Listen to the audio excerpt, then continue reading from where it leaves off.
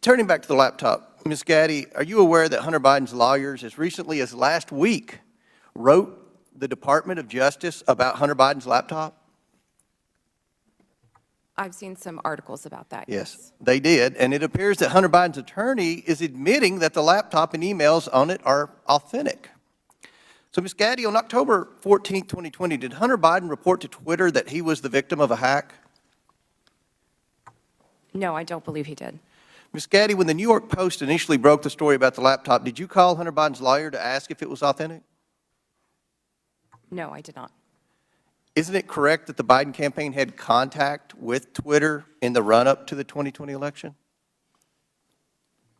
Not to my knowledge. And you're telling this committee that you didn't ask any Biden representative if the laptop was real or for Hunter Biden's attorney's phone number to confirm its authenticity? We did not speak to anybody related to that. Mr. Baker, are you aware that the FBI had Hunter Biden's laptop since December of 2019? I'm sorry, am I aware of that now? Well, were you aware then? Then, no, I don't believe, sir, that to the best of my recollection, I don't think I knew But that. you're aware now? I've heard that now, yes. Mr. Baker, did you call any of your contacts at the FBI to ask whether or not they knew if the material had been hacked? I don't recall contacting them about that on that day. Mr. Roth, Ms. Gaddy, and Mr. Baker, it appears to me that you failed at your jobs. You were entrusted with the highest level of power at Twitter, but when you were faced with the New York Post story, instead of allowing people to judge the information for themselves, you rushed to find a reason why the American people shouldn't see it. In a matter of hours, you were deciding on the truth of a story that spans years and dozens of complex international transactions. You did this because you were terrified of Joe Biden not winning the election in 2020. That's what it appeared.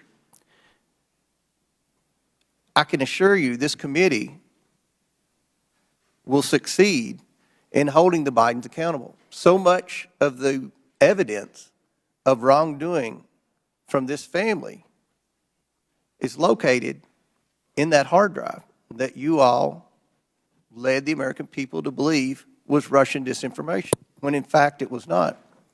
Now, I agree with Mr. Baker's opening statement. The concern for me is the level of involvement the FBI had with not just Twitter, but all of our social media platform companies. And I think it kind of goes in the opposite direction of where my friend, the ranking member, was trying to take this in his opening statement. This is something this committee should be concerned about.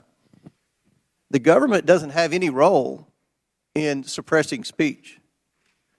And that's something the media should be very concerned about. What if there's a conservative president that somehow cleans out our FBI and they put in conservatives to suppress liberal speech?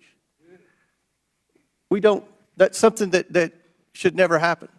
So I look forward to more questions, and at this time I